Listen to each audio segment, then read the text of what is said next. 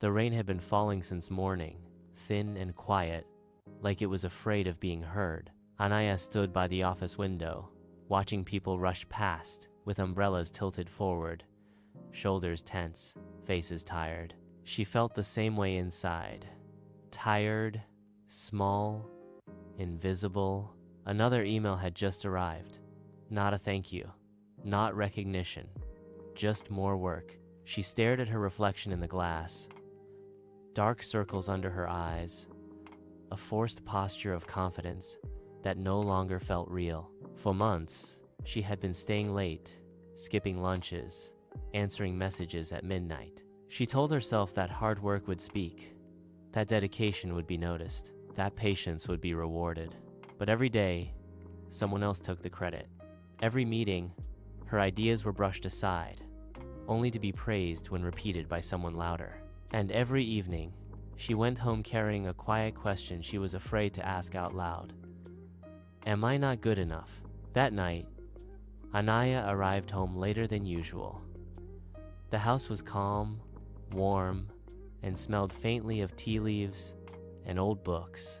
Her father was sitting at the dining table, reading under a yellow lamp, his glasses resting low on his nose. You look exhausted, he said gently, without looking up. She dropped her bag by the door. I am, she replied.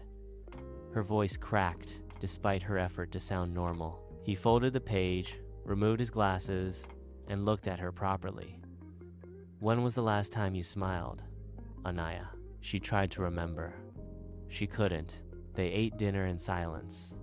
Halfway through, her fork stopped moving. Tears welled up before she could stop them. Years of frustration spilled out in broken sentences. How hard she worked, how little she was respected, how she felt invisible, how she wondered if she deserved better, or if this was simply her limit. Her father listened without interrupting. When she finished, he stood up slowly and walked into his room. She thought he was giving her space. He returned holding a small wooden box, worn at the edges, as if it had been opened and closed many times over the years. He placed it on the table between them. Open it, he said. Inside lay an old wristwatch. The leather strap was cracked. The glass had tiny scratches. The metal had lost its shine. This watch belonged to my father, he said. And before him, his father. It's old now. Anaya looked at it, confused. What does this have to do with anything? Tomorrow, he said calmly, I want you to take this watch and try to sell it. Sell it? Her eyes widened. This is a family heirloom. I don't want you to actually sell it, he said. I want you to find out what it's worth. But there's a condition. You must go to the places I tell you, and you must come back and tell me exactly what they say. She hesitated. Something about his tone told her this wasn't about money. The next morning, she took the watch and went to a small street-side shop nearby, the kind that sold batteries, cheap watches, and phone accessories. The shopkeeper glanced at the watch for barely 2 seconds. It's old, he said, unimpressed. Scratched. Out of fashion. I can give you $20. That's generous. Anaya felt a strange sting in her chest. $20. For something that held generations of memories. She thanked him and left. Next, she went to a busy pawn shop downtown. The man behind the counter examined the watch more carefully. He turned it over, opened the back, squinted at the mechanism. It's still old, he said, but the build is decent. I'll give you $100. Better, she thought, but something still felt off. In the afternoon, she went to a luxury watch store. Glass walls, bright lights, quiet air. The salesman looked at her clothes first, then at the watch. He smiled politely but shook his head. We don't deal in old models like this, he said. Maybe try a museum. Embarrassment burned her cheeks as she walked out. Tired and discouraged, she almost went home. But she remembered her father's calm eyes. She took a deep breath and went to the last place he had mentioned. A small, discreet building she had never noticed before. A vintage watch collector's house. Inside, the air felt different, slow, respectful. The collector, an elderly man with kind eyes, took the watch in his hands as if it were fragile glass. He didn't speak for a long time. "Do you know what this is?" he finally asked. She shook her head. "This is a rare model," he said softly. "Hand assembled. The scratches tell a story. The wear means it lived a life. In the right market, this watch could be worth tens of thousands." Anaya's breath caught.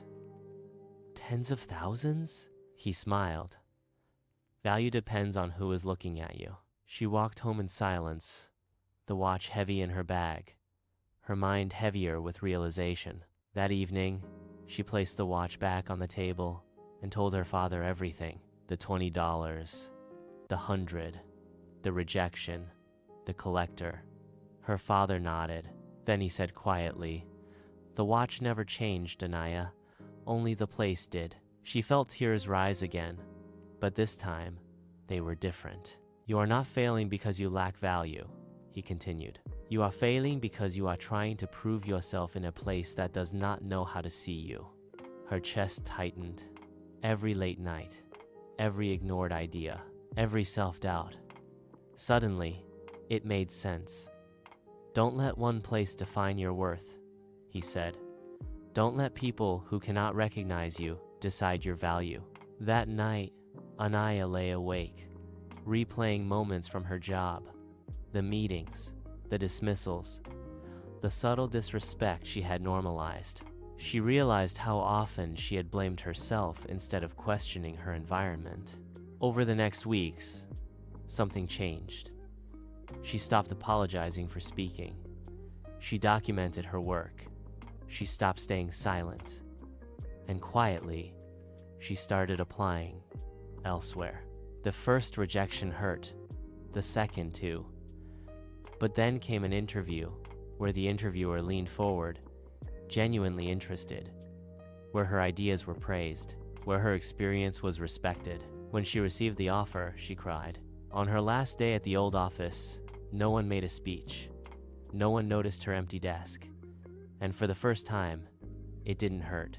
At her new job, her manager thanked her publicly in the first week. Her ideas were implemented. Her voice mattered. One evening, she returned home early. Her father was in the same chair, under the same yellow lamp. "I found my place," she said, smiling. He looked at her, eyes warm. "No," he said. "You remembered your value." She took the old watch from the box and fastened it around her wrist. The scratches were still there. The age still showed. But now, she knew. Some places will try to buy you cheap. Some will dismiss you entirely. And a few will see your true worth. Don't waste your life trying to convince the wrong people. Know your value, and find a place where you are valued. If this story resonated with you, take a moment to like and subscribe. Someone out there needs to hear this today.